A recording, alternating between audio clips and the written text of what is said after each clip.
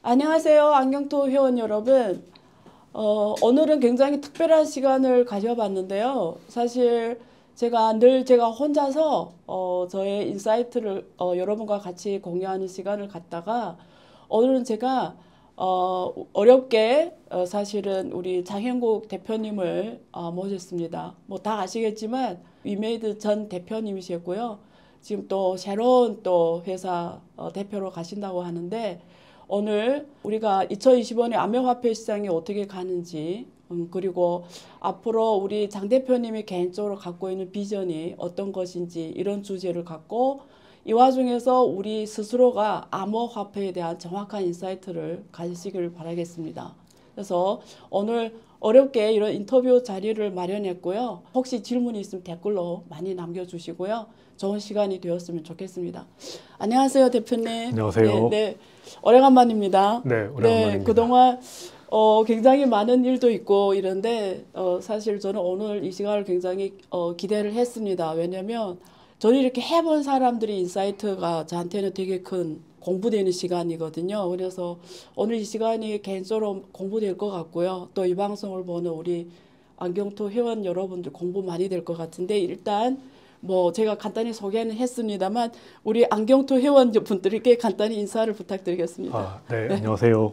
네. 저는 1월 1일부터 액션스퀘어 CEO로 새롭게 일을 시작하는 장현국이라고 합니다. 제가 2018년부터 이제 블록체인 업에 있었는데요. 업에 있다 보니 직접적인 경험은 많겠지만 아마 체계적인 지식은 안 교수님 같은 분들이 정리해 주실 텐데 제가 그동안 경험했던 것들 그리고 앞으로 제가 어떤 생각을 갖고 있는지 공유 드리고 싶어서 오늘 이 자리에 나왔습니다. 네, 감사합니다. 지금 새로운 회사 가신다고 방금 소개하셨는데 저는 게임에 대해 사실 잘 몰라요. 그래서 위메이드 게임 회사고 가시는 회사도 게임 회사인 걸로 알고 있는데 둘이 성격이 다른 게임 회사인가요? 네. 성격은 크게 다르지 않습니다. 오히려 네. 규모가 다르다고 말씀드릴 수 있을 것 같고요. 위메이드는 좀 큰 회사고 그렇죠. 지금 가는 회사는 좀 작은 회사. 근데 역시 게임의 콘텐츠를 개발하는 맞습니다. 회사고. 네네. 그러면 저는 사실 워낙 관심이 많아서 위메디에 계실 때 갖고 있던 비전이나 이런 거 굉장히 많이 제가 이해를 하고 있는데 지금 새로 가시는 회사에서 비전이 혹시 위메디에 있을 때하고 많이 다른 건지 아니면 연속으로 되는 건지. 네. 예. 이제 전 직장은 제가 12월 31일까지 네. 끝나게 되고 예. 그래서 이제 2025년부터는 새로운 일을 해야겠다는 생각을 했고요. 그래서 몇 개월 전부터 그럼 무슨 일을 해야 되지라고 생각을 했는데 지난 몇 년 동안 제 비전이기도 했고 회사의 비전이기도 했던 블록체인과 게임의 결합 이 부분이 아직 충분히 발전하지 못했다고 생각을 했습니다. 네. 따라서 새롭게 일을 시작한다면 블록체인과 게임을 결합시키는 그 블록체인 게임 플랫폼을 또 해야겠다라는 생각을 했고요. 따라서 전 프로젝트에서 제가 했던 것들 중에 잘했던 것들은 살리고 네. 잘 못했던 것들은 보완하고 하는 식으로 제가 갖고 있던 비전을 좀 더 완성시키기 위해서 새로운 회사를 선택했다라고 보시면 될 것 같습니다. 그거 되게 기대가 되는데요. 잘했던 거는 계속 이어가고 또 좀 미진했던 건 보완하겠다고 우리가 2부에서 나눠보고 그럼 그 전에 제가 한번 같이 2025년 우리 암호화폐 시장에 대해서 한번 같이 편하게 전망하는 시간을 먼저 가지려고 합니다. 그래서 뭐 잘 아시겠지만 트럼프 정부가 1월 20일부터 또 새롭게 시작하지나요. 근데 제가 알기로는 그분이 오셔가지고 첫 통과시키는 법안이 비트코인 100만 뭐 이런 거 한다고 해요.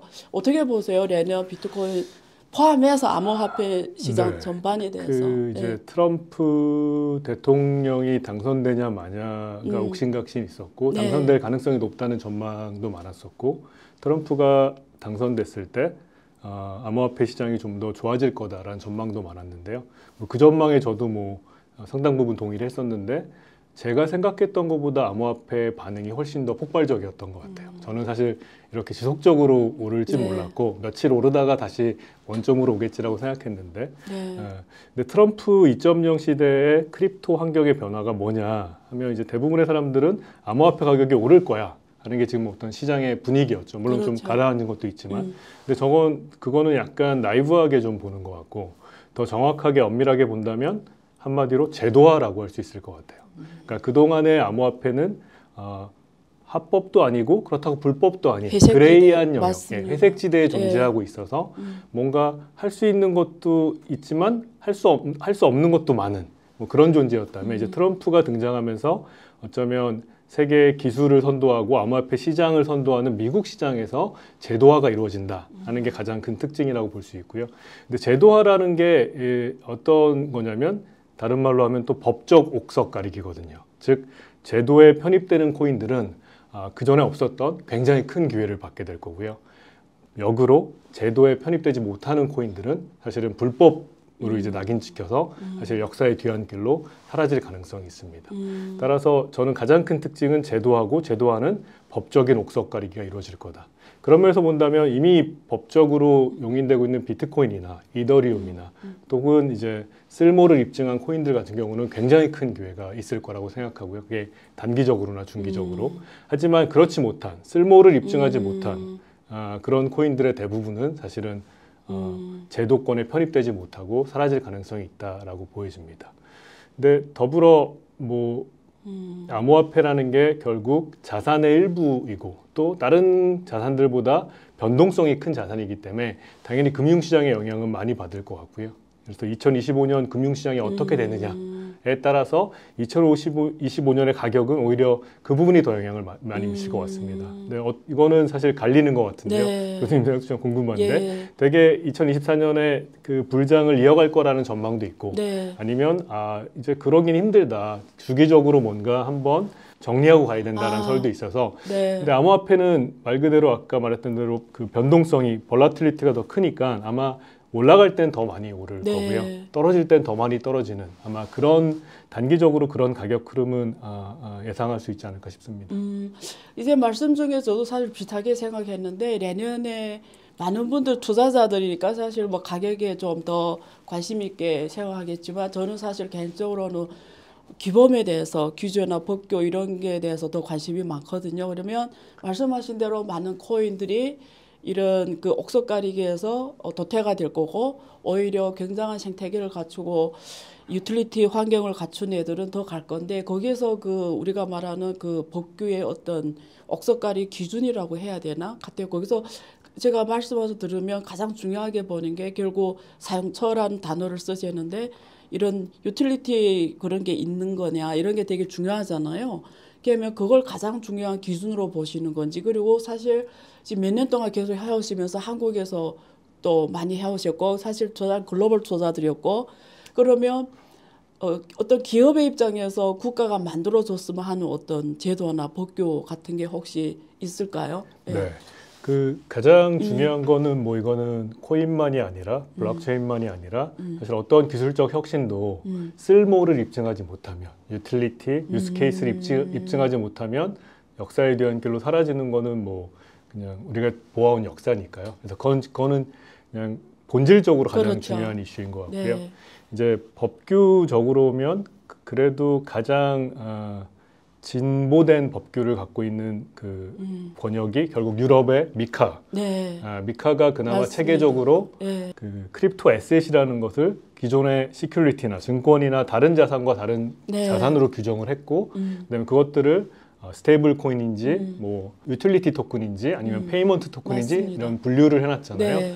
그래서 그게 약간 가장 진보된 형태이고 아마 다른 나라들도 비슷한 규정을 따라갈 거라고 생각합니다. 특히 지금 이제 미국이 이제 네. 관건인데요. 미국 같은 경우 보면 결국 확실한 거는 트럼프 입장에서는 이걸 증권으로 규정해서 SEC 산하에 두겠다는 생각은 그렇죠. 전혀 하고 있지 그렇죠. 않고요. 그런 거 안 하고 있죠. 따라서 네. 다른 클래스의 맞습니다. 에셋으로 규정을 할 거고 네. 그러면 유럽과 마찬가지로 이 에셋을 어떻게 규정할 거냐 해서 여러 가지 쓸모에 따라서 아마 규정을 하게 될 거고 그 쓸모에 사실은 그 규정에 속하지 않은 코인들은 결국은 이제 또 이제 정체불명의 에셋이 되기 때문에 이제 살아남기는 어려울 것 같습니다. 그런 면에서 이게 이렇게 유럽의 미카도 완전히 하늘에서 떨어진 건 아니고요. 예. 그 전에 싱가포르이 비슷한 게 있었고 또 아랍에미레이트 두바이나 아부다비에 비슷한 게 있었고 네. 그걸 발전시킨 거기 때문에 네. 이제 이 흐름에 따라서 각 국가들이 크립토 에셋을 어떤 자산으로 규정할 거냐 하는 흐름이 이어질 거라고 봅니다. 근데 저는 아까 이제 질문하신 네. 것처럼 그런 식의 규정이 이루어지는 게 이제 저처럼 유틸리티 토큰, 쓸모가 있는 토큰을 만들어서 하겠다는 사업 입장에서는 매우 바람직하다고 생각하고요. 그래서 그게 빠르면 빠를수록 이제 사업 기회라는 게 점점 더 빨리 현실화되는 기회가 되지 않을까 싶습니다. 그 개인적으로는 조금 더 구체적으로 그 얘기를 나누면 첫 번째는 그 우리가 암호화폐 카드, 신용카드처럼 우리가 보통 전통금융에서 신용카드라는 게 있어서 굉장히 쓰기가 편하잖아요. 근데 암호화폐 같은 경우는 사실 우리처럼 뭐 잘 알고 이런 사람은 뭐 그걸 쓰고 이런 건 문제는 없는데 일반인들 같은 경우 접근이 사실상 굉장히 어렵거든요. 이거 뭐 지갑 개설부터 시작해서 사실 일반인들이 그걸 막 쉽게 만들기는 쉽지는 않을 거니까 그런 비슷하게 암호화폐 기반의 이런 대중화 시킬 수 있는 이런 거, 한국 같은 경우는 아직 암호화폐 결제나 이런 게 안 되는 거죠. 네. 안 되잖아요. 네. 근데 나 그게 됐으면 좋겠거든요. 네. 이 제도적으로. 네. 왜냐면 그러면 예를 들어 메타버스에서 이루어지는 많은 것들이 거기서 저도 그 미를 그거 한참 연구했었는데 들어가서 만들어진 그런 토큰 이코노미 것들을 현실에서 만약에 쓸 수 있게 만들어 놓으면 그게 사실 많은 유즈 케이스가 생기는 거잖아요. 네. 근데 그게 제가 알기로는 한국에서는 그게 안 되는 걸로 알고 있어요. 네. 사실 코인이든 주식이든 화폐든 저는 본질은 같은 거라고 봐요. 네. 예. 그러면 옛날에 조개돌도 있었고 뭐 양도 뭐 화폐 역할을 했고 사실 주식도 우리가 스타트업을 한다면 내가 오늘 주식회사 차렸으면 내가 종이에다 쓴 주식을 발행하는 거잖아요. 네. 난 가진 게 아무것도 없는 사람이 스타트업이잖아요. 네. 그럼 코인도 나 똑같다고 보는 거거든요. 근데 왜 화폐는 되고 주식은 되는데 왜 코인은 안 되냐?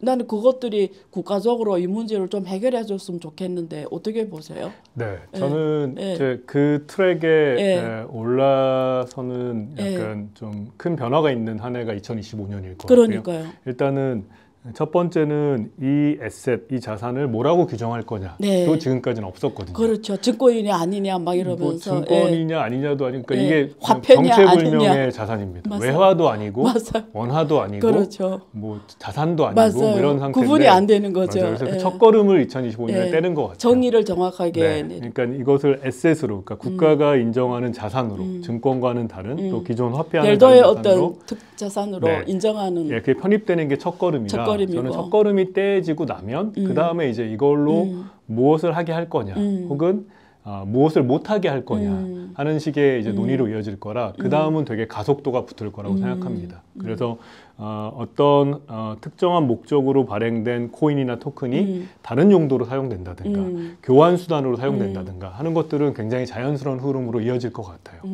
오케이.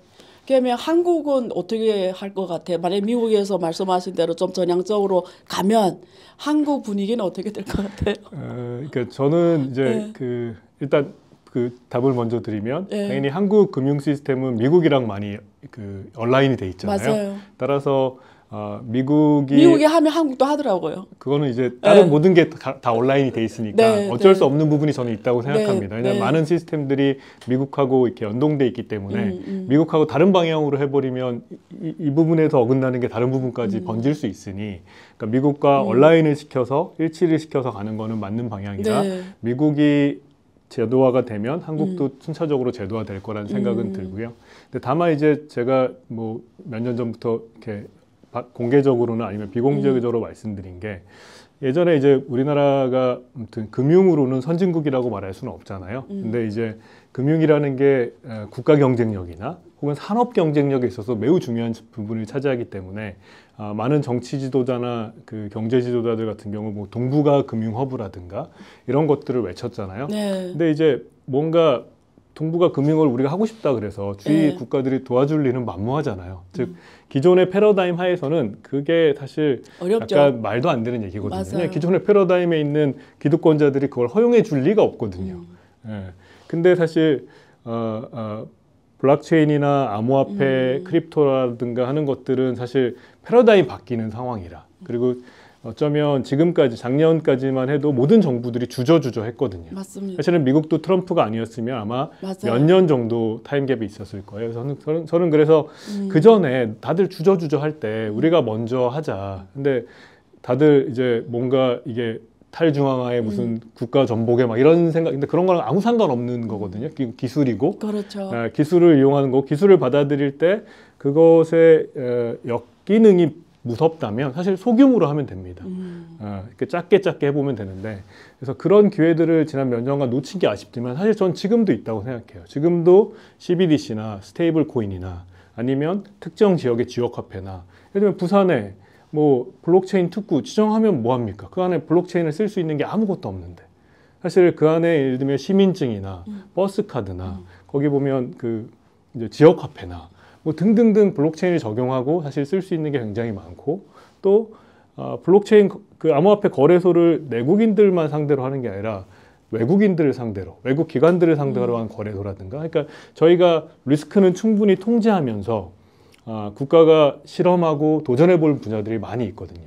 그리고 저는 그 기회가 여전히 있다고 생각합니다. 미국이란 나라가 사실 프로세스의 나라잖아요. 네. 아무리 트럼프 대통령이 들어섰다 하더라도 아마 제도하는데 그렇죠. 시간은 걸릴 겁니다. 그렇죠. 그래서 그런 면에서 저는 아직도 국가가 주도하는 선도로 블록체인 갈수 있는 산업에 기회가 있습니다. 왜냐하면 지금 어느 나라도 다 주저주저 하고 있으니까요. 맞습니다. 그런 면에서 좀 더 이제 미국에서 벌어지는 트럼프가 주장하는 거의 변화를 좀 캐치하고 이 부분을 좀 선도적으로 우리가 하려는 시도들을 아직 우리나라 정부가 했으면 하는 바람은 있습니다. 네, 그 일론 머스크가 이런 얘기를 했잖아요. 그 만약에 테슬라가 비트코인으로 결제를 시키면 테슬라가 세계에서 가장 큰 금융기관이 될 거다. 저는 이 말 한마디로 굉장히 일론 머스크가 어떤 이해를 하고 이 얘기를 했는지는 모르는데 굉장히 맞는 말이거든요. 지금 뭐 비트코인은 뭐 한국 사람 하나씩 갖고 있자 해도 지금 부족한 게 비트코인이잖아요. 네. 그리고 이번에 제가 퍼브스에서 나온 2025년 블록체인 전망 7가지를 봤는데, 그중에 첫 번째가 이제는 G7 국가들, 주요 국가들이 이제 다 비축 자산으로서 비트코인을 다 갖고 갈 것이고, 그다음에 우리가 그 주식시장에는 인덱스 같은 게 있잖아요. 뭐 코스피 뭐 이런 인덱스가 있는 것처럼 이제는 암호화폐에서는 웨이테드 가중평균 인덱스가 나와서, 그게 나오면 많은 암호화폐들이 프라이싱이 된다라는 것.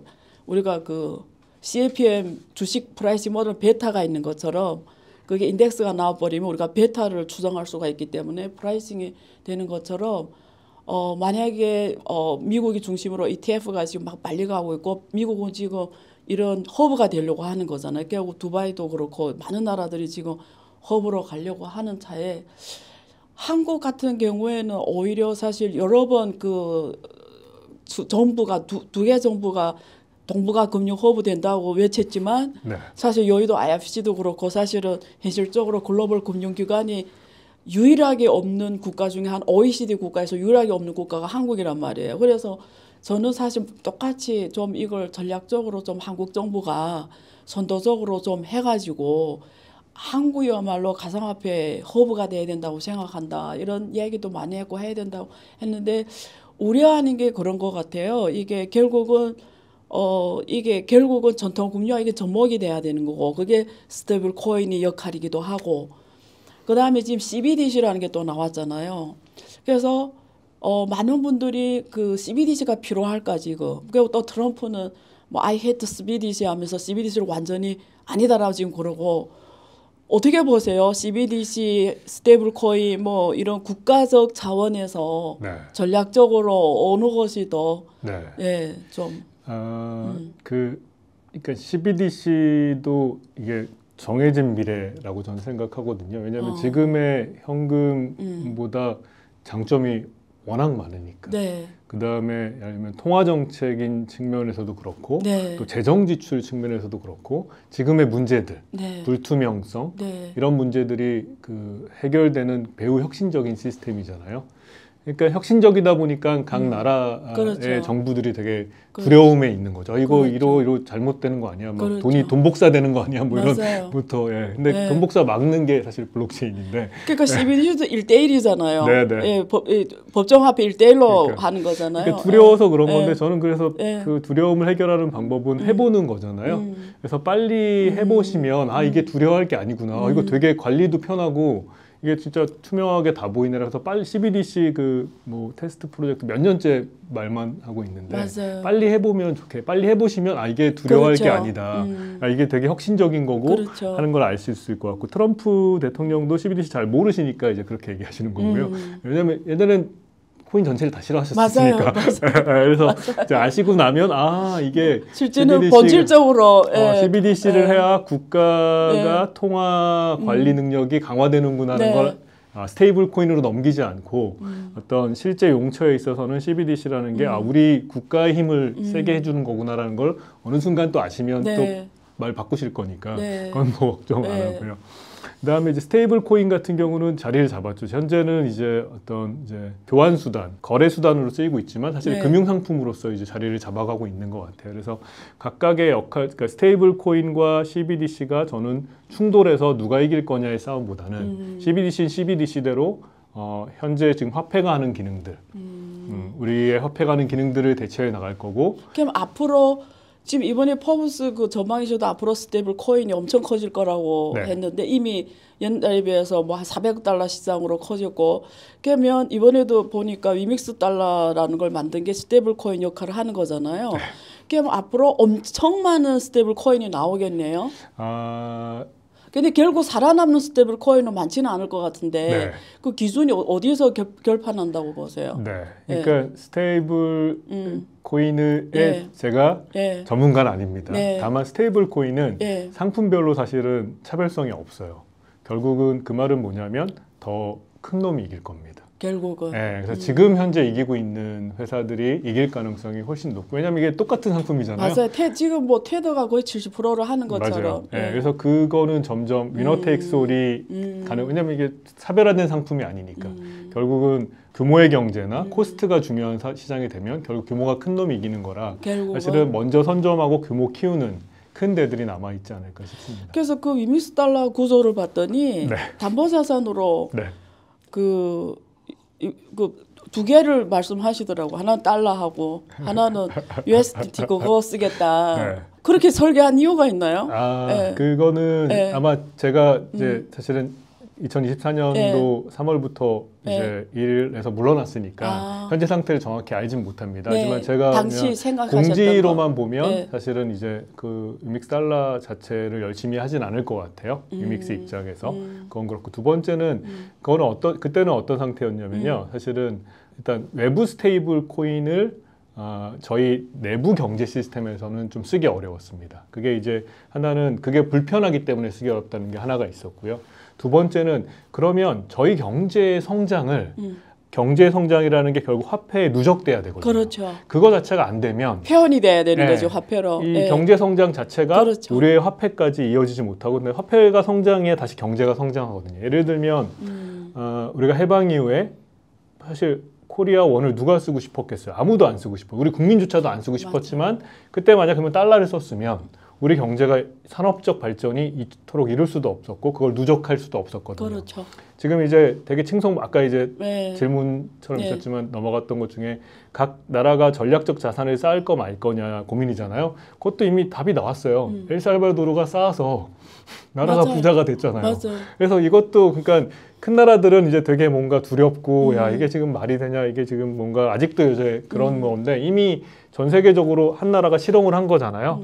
그런 면에서 엘살바도르가 굉장히 성공적인데 근데 제가 여기서 엘살바도르의 한계를 말하고 싶은 거는 자기 그래도 그 화폐 코인을 만들었어야 돼요. 네. 그게 저는 약간 실패라고 생각해요. 맞아요. 너무 그 달러 기반이니까. 그러니까 너무 비트코인 기반이니까. 너무 비트코인 기반이니까. 이 그렇죠. 발전된 거를 잃어버린 이거를 거죠. 캡처해서 맞습니다. 뭔가 이 경제적 성취를 누적해 갈 만한 그 화폐가 없어요. 맞습니다. 그러니까 비트코인에 따라 그냥 출렁거리는 맞습니다. 거지. 잘 됐을 때 이 나라의 전체가 이 나라가 좋아졌다는 걸 보여주는 거를 자기의 CBDC를 만들었어요. 맞아요. 비트코인 기반의 11이시예요. 그렇죠. 그래서 저는 그게 엘살바도르 입장에서 개인적으로 좀 아쉽다고 생각하는 거지만 전략적 자산을 쌓아야 되냐 말아야 되는 건 이미 검증이 됐습니다. 그래서 아마 향후 10년 동안 비트코인을 리졸브로 갖는 나라와 안 갖는 나라가 그냥 국부의 차이가 나타날 겁니다. 그렇죠. 지금 러시아도 이제는 무역 결제에 러시아에서 채굴하는 비트코인을 이제 내년부터는 그냥 무역 결제에 바로 써버리겠다고 지금 러시아가 이미 공표를 했기 때문에 저는 결제에도 지금 들어와 버린 거잖아. 실제 결제에도. 그래서 또 러시아주로 석유하고 가스잖아요. 네. 그게 우리 전 산업에 쓰이는 기본 프라이싱이 되는 거죠. 그래서 그거는 이제는 대세인 것 같고 문제는 저는 앞으로 이 기준이 되는 게 결국은 비트코인이 될 것 같아요. 옛날에 브레튼 우즈 무너지기는 했는데 그래도 달러가 발행할 때 35盎스라는 금이 담보자산으로 돼 있었던 거잖아요. 그래서 우리가 달러를 신뢰한 거고 결국 온 거고 후에는 그걸 없애버렸지만 그래서 초기에는 암호화폐 상당 부분들이 비트코인이라는 게 기본 기준이 돼서 가는 게 굉장히 빨리 갈 수 있는 길인 것 같아요. 그래서 그런 면에서 비트코인은 그런 역할을 많이 앞으로 할 것 같고 말씀하신 대로 한국 CBDC도 좀 더 전략적으로 비트코인을 활용해가지고 좀 하는 좀 그런 노력이 있었으면 좋겠다는 생각도 늘 해봤거든요. 예. 그 다음에 제도적으로 하나 더 질문하고 싶은 게 예를 들면 이번에 유메드에서 이걸 블록체인 사업을 전반적으로 이끄셨잖아요. 네. 그래서 저는 개인적으로 만나서 되게 질문하고 싶었던 게 뭐냐면 이게 상장 회사고 결국 만드신 그 블록체인이 프라이빗 블록체인이란 말이에요. 퍼블릭이 아니잖아요, 사실은. 일단 질문 다 듣고 제가 답드리겠습니다. 네. 그러면 이게 상장 회사이기 때문에 주주의 이익이 있고 그다음에 또 코인을 발행한 거잖아요. 그러면 또 코인이 뭐 제가 그런 법적인 이슈를 질문하는 게 전혀 아니에요. 저도 그래서 엄청난 이게 어떻게 논문을 써야 되는 이슈라고 저는 생각해요. 혹시 박사 학위를 따시려는 분들은 이게 하나의 박사 학위 주제라고 저는 보거든요. 그러니까 옛날에는 코인이 없었기 때문에 이런 충돌이 없었는데 회사 측면에서는 코인과 주식이 다 상장했을 때 말씀하신 대로 코인도 있는데 그걸 결국 백서에도 다 적었는데 유통량을 뭐 알아서 처리하면서 거기서 나온 걸 이 생태계를 더 키우는데 인수합병하거나 이런 데 쓴다고 했을 때 그게 사실 뭐 도의적으로나 뭐 법적이나 문제되는 게 하나도 없다고 저는 생각해요. 그런데 우리는 어차피 투자자 입장에서 문제를 생각하다 보면 주주라는 이 주체는 배당이라는 이미 주식의 성격이 그거잖아요. 내가 리스크 테이킹을 같이 하잖아요, 회사하고. 그 대가가 사실은 본질은 배당이거든요. 당연히 주식의 상장에 따른 캐피탈 게인도 있는데 주식의 본질은 배당이란 말이에요. 캐시플로우, 미래 성장에 따른 캐시플로우를 나한테 준다라는 그 전제가 배당인데 코인 투자자들은 그게 없어요. 그래서 보통 코인 투자자들한테 줄 때는 보통 소각하는 형태로 가치를 올려주는 거잖아요. 그러면 뭐 50% 이익의 50%는 소각에 쓰고 50%는 회사 생태계 확장하는 데 쓰고 보통은 이렇게 간단 말이에요. 근데 지금 유통량 갖고 있는 데서 뭐 얼마 처리하면서 가면 그게 그 코인 가격이 올라가는 거하고 떨어지는 거하고 상관없이 이 코인 투자자들이라는 이 리스크 테이킹의 한 보상이 어떤 식으로 이루어져야 되는지 그게 저는 이게 굉장히 학술적인 질문이기도 하거든요. 네. 예. 네. 그러니까 뭐 앞서 예. 말씀하신 어떻게, 그 경험을 하셨으니까. 포함해서 보면 결국 문제의 본질은 어떤 코인의 밸류에이션을 어떻게 할 거냐. 네. 사실 이 문제가 아직은 증권만큼 네. 사실 명확해지지 않았습니다. 증권은 심지어 뭐 재무관리 교과서에도 나오니까. 그렇죠. 미래 캐시플로우로 그렇죠. 프라이싱 하는 거니까. 미래 캐시플로우의 넷 프레젠트 밸류고 그렇죠. 캐시플로우는 결국 그렇죠. 디비던드 배당을 하는 거니까. 네. 근데 이제 아직 코인 같은 경우는 네. 이제 그런 식의 정립이 안 돼 있는 거죠. 근데 저는 이제 어찌 보면 이제 기술적 혁신이 산업화되는 과정에서 아마 정립이 돼갈 거라고 생각합니다. 네. 사실 주식도 뭐 동인노회사 주식회사 설립했을 때는 아마 밸류에이션에 대한 생각이 없었을 거예요. 그렇기 때문에 그것도 뭔가 굉장히 버블이 있기도 하고 뭐 그렇죠. 등등 여러 가지 과정을 네. 거쳤잖아요. 네. 마찬가지로 전 코인이 그런 과정을 거칠 거라고 생각하고 지금은 충분치 않다고 생각해요. 하지만 이제 몇 가지 흐름들이 있죠. 예를 들면 이제 비트코인 같은 경우는 결국 이것에 대해서는 그 전 세계 자산에서 포트폴리오 중에 몇 퍼센트를 차지할 거냐. 그러니까 비트코인 100만 불 주장하시는 분들의 주장은 금이 전 세계 자산 시장의 한 3%인데 3% 차지하면 그렇죠. 100만 불 간다. 뭐 이런 식의 가치가, 거잖아요. 예, 예. 그런 식의 것들이 있듯이 어떤 이제 코인이 창출하는 일종의 캐시플로우라는 게 있을 수 있습니다. 그러니까 아까 말씀드린 대로 제가 첫 번째 코인이 살아남기 위해서는 쓸모가 있어야 된다. 그러니까 쓸모가 있어야 이 코인이 창출하는 캐시플로우라는 게 생깁니다. 대표적으로 예를 들면 바이낸스, BNB 같은 경우, 네. 네, 바이낸스 같은 경우는 실제로 그 바이낸스 거래소에서 생기는 것의 일부를 소각함으로써 맞아요. 사실은 이제 그 실제로 자사주 매입 소각이라는 게 배당과 경제적으로 같으니까 사실상 배당이라는 어떤 경제적 맞습니다. 캐시플로우를 만들어서 BNB의 밸류를 만들어가는 과정이잖아요. 네. 그런 식으로 각 코인마다 쓸모에 따라서 네. 야, 너희 코인은 어디에 쓰는 건데 쓰임새가 있다는 거는 그 안에서 캐시플로우든 코인플로우가 생길 거거든요. 그 중에 일부가 어떻게 코인 홀더들한테 돌아가냐. 그게 배당의 형식이든 아니면 바이백 앤 번의 형식으로 돌아가느냐에 따라서 그러면 계산이 될 겁니다. 그러면 이제 그거에 대해서 예를 들면 뭐 주식시장의 PE 레이쇼처럼 이걸 펄을 얼마를 쳐줄 거냐. 이게 100년 갈 사업이냐 50년 갈 사업이냐. 이런 식으로 하면서 저는 충분히 밸류에이션이 가능한 식으로 발전할 거라고 생각하고요. 당연히 첫 번째 쓸모없는 코인은 이제 그게 불가능하죠. 그래서 이들은 쓸모도 못 통과하지만 코인의 밸류에이션도 안 돼서 탈락하게 될 거고 법적으로도 이제 제도가 편입돼 탈락하게 될 거고요. 이제 쓸모 있는 코인들은 그럼 쓸모도 있고 그래서 법적으로도 내가 규제도 충족하는데 근데 그럼 내가 만들어내는 캐시플로우가 도대체 얼마의 가치가 있냐. 그 가치 나누기 코인 전체 수량을 하면 코인이 얼마네 하는 것들을 사람들이 주식만큼이나 증권만큼이나 서로 그 합의할 수 있을 정도로 밸류에이션 방법이 저는 조만간 나올 거라고 생각합니다. 그 이믹스 달러라는 게 스테이블 코인으로 하는 그 가치를 앞에서 말씀해 주셨는데 그게 좋은 게 뭐냐면 예를 들면 처음에는 그 생태가 작을 때는 그 이믹스 달러로 그 가치가 평가가 되잖아요. 이런 지금 한 1조가 필요하다면 1조만큼 발행하면 되는데 와 사람들 엄청 이 생태계 다 들어오고 싶어해. 그러니까 한 10조 달러로 갔어. 10조 달러를 갖고 있어야 돼. 어쨌든. 그러면 그게 이 생태계의 가치거든요. 그러면 거기에 따라서 이게 사실 프라이싱이 된단 말이에요. 네. 근데 말씀하신 대로 주식은 애플 같은 경우는 자사주를 계속 매입하면서 자사주 매입을 통해서 배당보다도 자사주 매입해서 주가를 올린 게 애플이란 말이에요. 그럼요.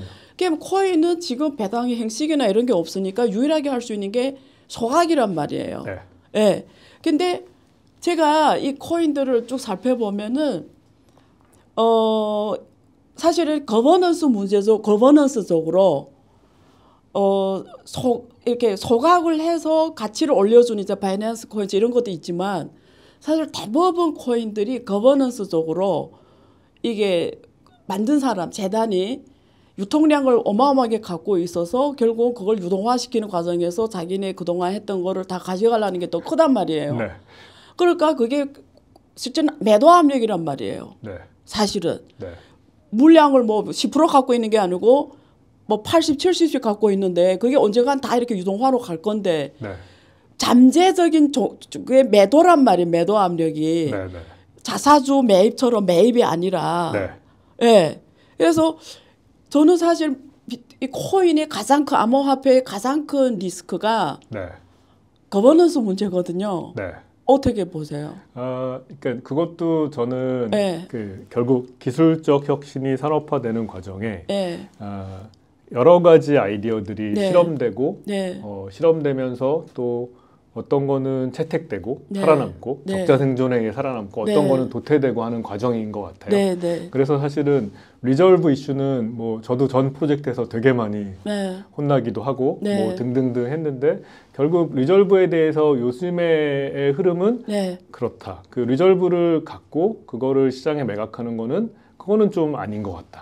그거는 가치에 부합하지 않는 것 같다라고 정리가 되는 것 같아요. 그래서 되게 많은 기존 프로젝트들은 아마 리졸브를 다 뭐 소각한다든가 상당 부분 소각한다든가 정책을 취했고 아마 새로 나오는 프로젝트들은 리졸브를 그렇게 많이 갖고 한다든가 하는 식으로 지금 못할 오는 상황이 돼가는 것 같습니다. 그래서 그것도 이제 과정인 것 같아요. 초반에는 이제 뭐랄까 그런 식의 이제 이게 코인이라는 게 밸류에이션 문제가 없었을 때, 네. 진짜 이노베이션 초기에는 그냥 뭐랄까 큰 고민 없이 해왔던 건데 지금은 이제 밸류에이션을 해야 되고 밸류에이션을 하려면 결국 수급이라든가 전체 발행량이라든가 이런 게 중요하다라는 거를 이제 사람들이 알게 되면서 점점 진화해가는 과정이라고 생각을 합니다. 네.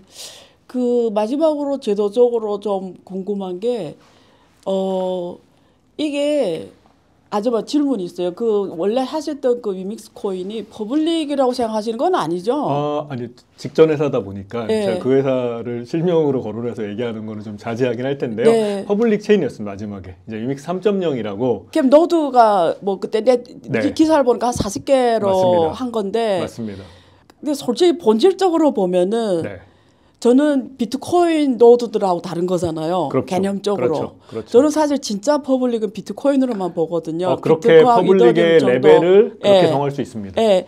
근데 지금 뭐 네. EOS 코인도 그렇고 그때 21개 노드를 근데 그건 돌아가면서도 지정을 하는 거거든요. 이렇게 이 랜덤으로 지정한다는 게 중요하고. 네. 근데 어떤 이렇게 회사가 주체로 하는 코인들 대부분은 네. 특정 회사만 그런 게 아니고 대부분이 자기 파트너십 전략적으로 연관된 파트너십 노드로 맞습니다. 모셔오는 거잖아요. 맞습니다. 결국은 전략적 이해관계가 다 같은 사람들이 그 노드에 있다라는 거거든요. 네. 그런 면에서 저는 그게 사실 거버넌스적으로 굉장히 문제가 있다고 보는데 단지 어느 한 주체가 마음대로는 못 하겠죠. 네. 근데 진짜 그 퍼블릭 체인은 이 투자자 생태계가 결정해 줘야 되거든요. 룰을. 네. 이 룰을. 네. 그럼 많은 문제들이 없어져 버리거든요. 그 유동량 문제라든가 이런 것도. 네. 근데 그렇지 않기 때문에 사실 그런 문제가 생기는 거거든요. 네. 예. 저는 그래서 투자자들한테 하고 싶은 말이 코인 투자할 때 제일 중요하게 봐야 되는 게 개인적으로 거버넌스다. 제가 인정하는 코인이 맞지 않은 이유도 여기에 있어요, 사실은. 네. 그러니까 퍼블릭의 레벨이 네. 그 코인이나 블록체인별로 다르기 때문에 네. 그 완전한 퍼블릭한 형태가 어쩌면 비트코인이라면 네. 뭐 완전 또 프라이빗한 형태도 있겠죠. 그 네. 스펙트럼에 그렇죠, 따라서 그렇죠. 그 블록체인을 구분하는 것도 저는 뭐 일리 있다고 네. 생각하고요.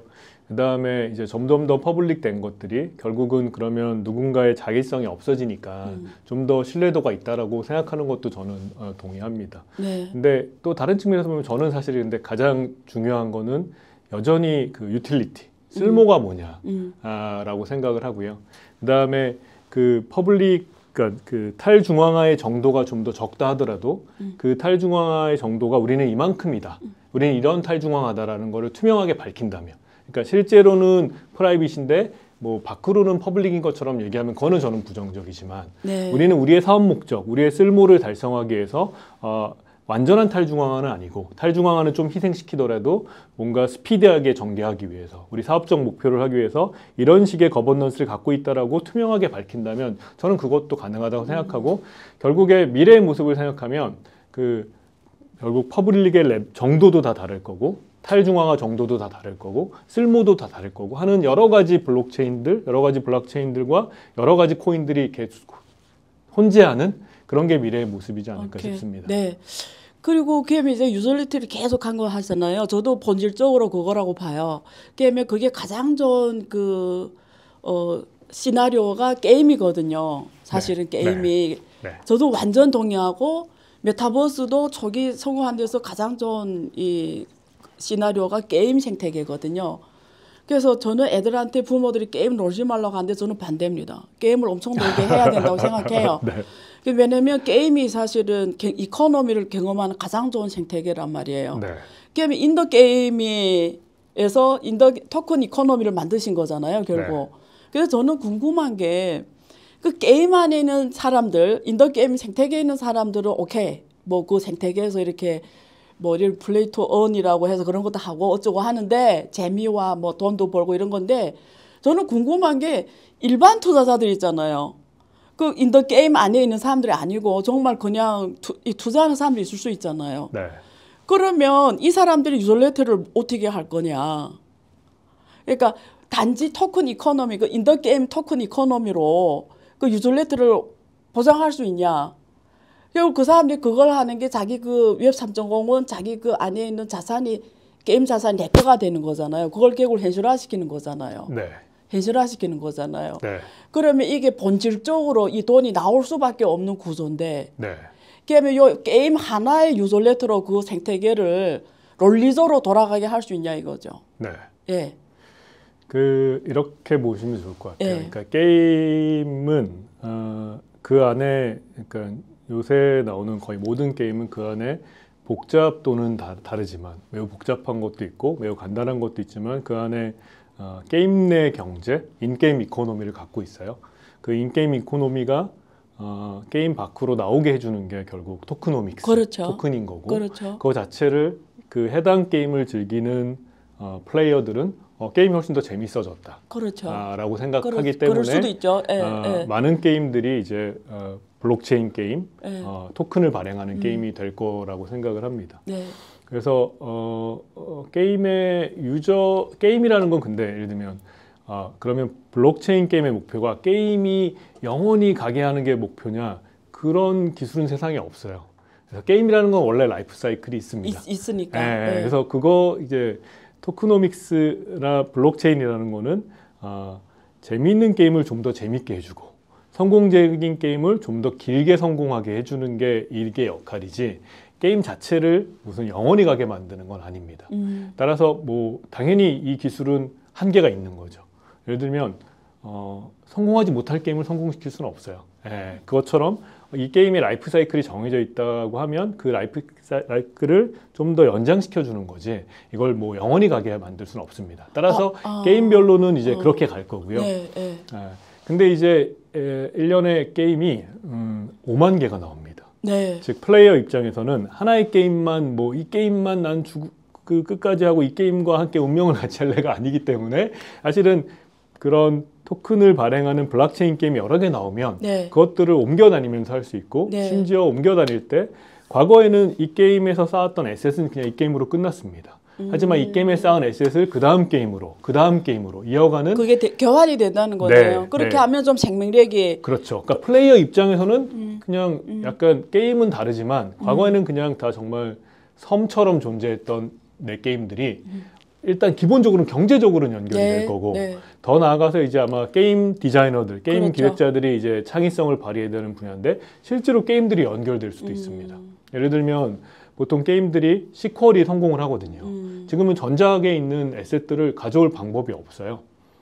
뭔가 그 다른 기술적으로 다른 방법을 통해서 개발사가 선의로 하는 건데 그게 아니라 이게 만약에 토큰화가 돼 있다면 두 번째 작품 2가 나올 때 이걸 가져다 쓰게 할 수 있는 방법이 그렇죠. 너무 쉽습니다. 그렇죠. 그러면 플레이 입장에서는 그 게임들 간의 경제가 통합되는 새로운 경험이 생기고요. 그렇죠. 그렇죠. 게임을 안 하시는 분들 입장에서는 어떤 거냐면, 결국은 게임을 안 하시는 분들 입장에서는 이제 토큰이나 코인이 투자 자산일 텐데, 이 게임들에서 발행하는 토큰은 그게 얼마나냐 정도의 문제는 있지만 다 쓸모가 있습니다. 네. 그 게임에 들어가면 되게 소중한 자산들이에요. 예. 즉 기초 자산이 굉장히 쓸모가 있는 토큰들, 네. 이것들을 활용한 그 새로운 금융상품, 네. 새로운 투자처, 네. 이런 또 시장이 엄청나게 크게 열릴 겁니다.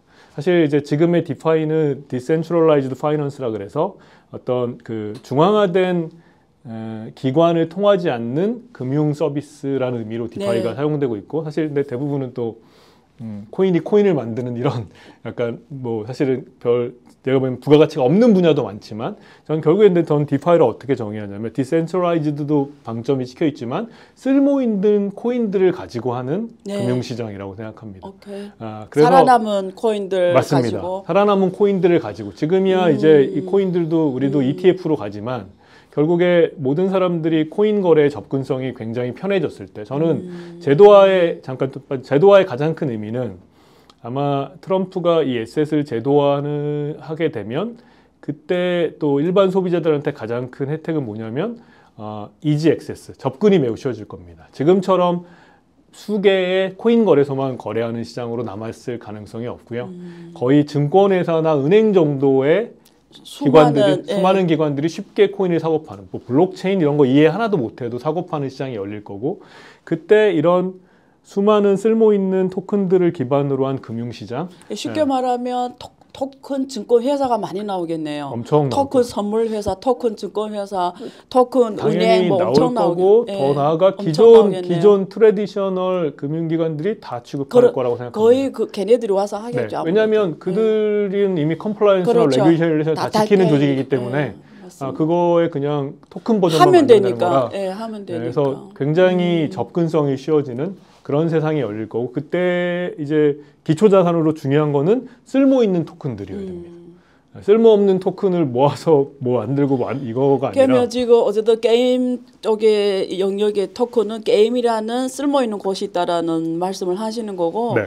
그러면 또 어떤 게임 생태계 말고 네. 또 앞으로 이 토큰 이코노미에서 볼 수 있는 생태계, 그러니까 게임 뭐 비슷하게 좀 잘 할 수 있는. 지금도 잘 되고 있는 게 어찌 예. 보면 이제 약간 이제 그 소비자 접점의 서비스는 아직은 제 생각에 자리 잡은 서비스는 없습니다.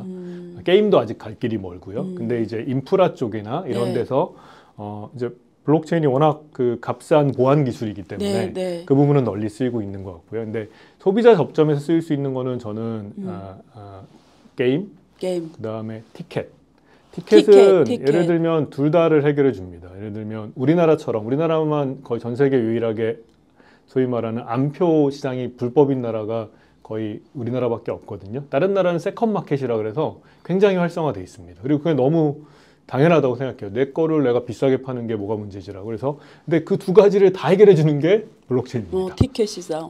좋네요. 좋네요. 암표를 막으려는 나라는 그렇게 막으면 되고, 오케이. 그다음에 세컨 마켓에서는 또 문제가 뭐냐면 사기잖아요. 네. 이 표가 진짜 표인지 아닌지 맞아요. 그거를 또 활성화시키는데도 당연히 되고, 그다음에 팬덤.